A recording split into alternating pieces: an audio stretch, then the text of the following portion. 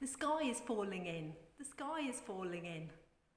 The people listening to Jesus might have shouted that when, like Chicken Licken in the story, when the bits of the roof started falling on their head. Maybe they feared it was an earthquake, which was very common in Israel at that time. They would be rightly terrified. The man and his friends make a very dramatic interruption of Jesus. Jesus had moved from Nazareth to Capernaum near the beginning of his ministry.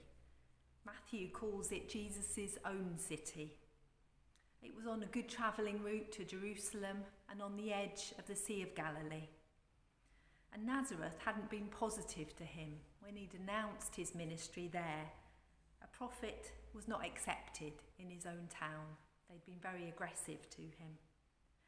And Jesus may have had family there in Capernaum.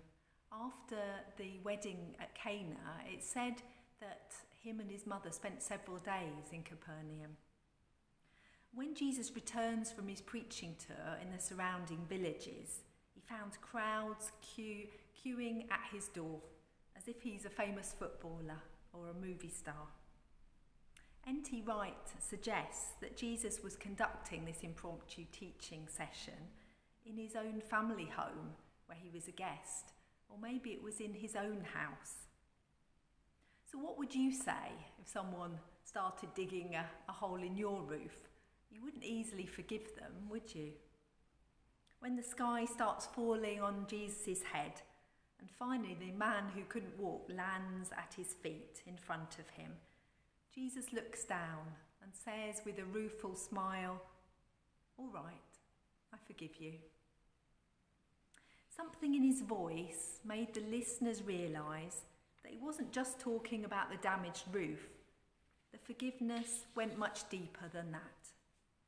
Jesus was speaking with quiet authority, which went to the heart of the man who couldn't walk.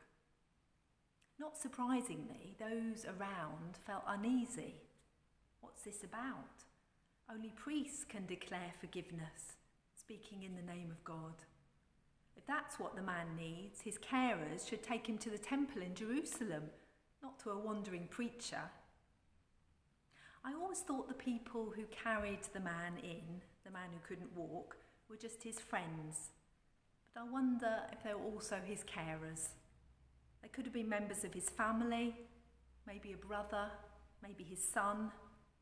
And of course, all the female carers would be at home, hoping and praying.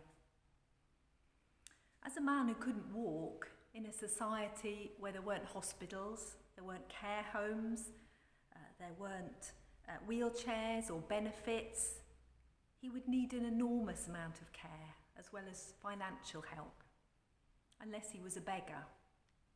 His carers needed to be strong to carry him up the stairs at the side of the house and then to lower him down into the house in front of Jesus.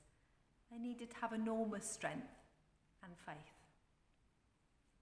Remember when I was young, my mum had to push my nan around in a wheelchair. She'd had polio and couldn't walk very well. She wasn't a small lady, so it was quite hard work.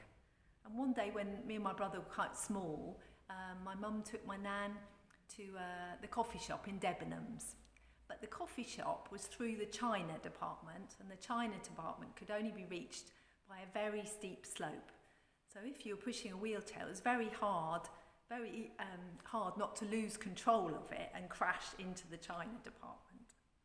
So my mum always looked around for someone to help her lower my nan down the slope. And she's found a willing-looking gentleman and asked his help. And he very kindly agreed and was pleased to help. Only when it was they were halfway down the slope that my mum realised that this gentleman was blind. And afterwards they got safely to the bottom and safely, no china was broken. And the man's wife was so grateful and said the man was really pleased to be asked to help. Because of his disability, he wasn't usually asked for that sort of thing. To be a carer, you have to be strong. I know several of you are carers for parents, for children, for your spouse, for grandchildren. And you have to be strong, both physically and emotionally. And I imagine that you bring them before Jesus in prayer. Jesus sees you and sees your strength and also your weakness. And he sees your faithfulness. Jesus saw the carers of the man. He saw their faith, and he said to the man who couldn't walk, "My child, whatever you've done wrong is forgiven." The faith of the carers contributed to Jesus forgiving and healing the man. This story is a signpost in Mark's Gospel. It's a tiny version of the whole Gospel. Jesus teaches and heals. Jesus is condemned for blasphemy, and Jesus is vindicated. The man who can't walk's healing points forward to the new life that Jesus has in the resurrection and will share with everyone who wants it. Verse 10 is key, but it's a bit mysterious. It says, the Son of Man has the right to forgive things that people do wrong. The Son of Man, in Jesus' language, could be a way of just saying I, or someone like me. A bit like when the Queen calls herself one. One is very pleased.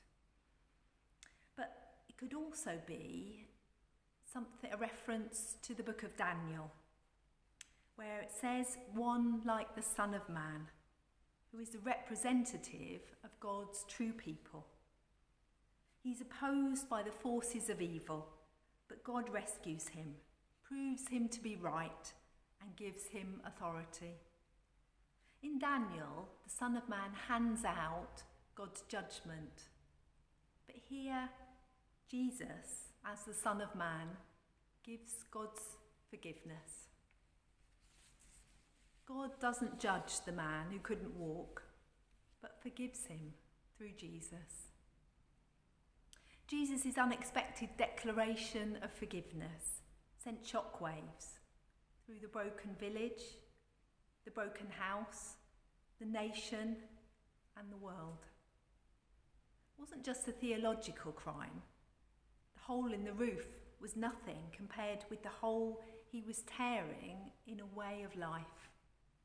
The sky was falling in. Forgiveness can be the most powerful thing in the world. But because it's costly, we often prefer to settle for second best. Jesus paid the full cost, the full price, and offered nothing less than the best. Forgiveness ripples out. It can change individuals, change families, change communities, healing long and old buried hurts.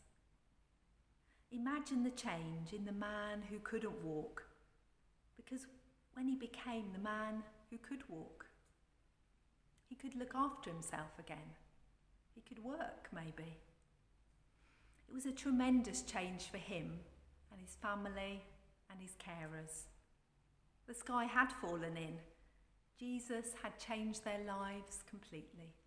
He'd interrupted that cycle of where there was no forgiveness. Jesus doesn't mind being interrupted by us, by our prayers, even unorthodox ones that cause a fuss and draw attention and come through the ceiling. Don't stay on the edge of the crowd. Don't hang back. Dig through. Help others to dig through to God, to God's love, and find yourself in his presence. You'll get more than you bargained for, because once you've met the living, forgiving God in Jesus, you'll find yourself on your feet, healed, forgiven, going out into the world in the power of God's love. Amen.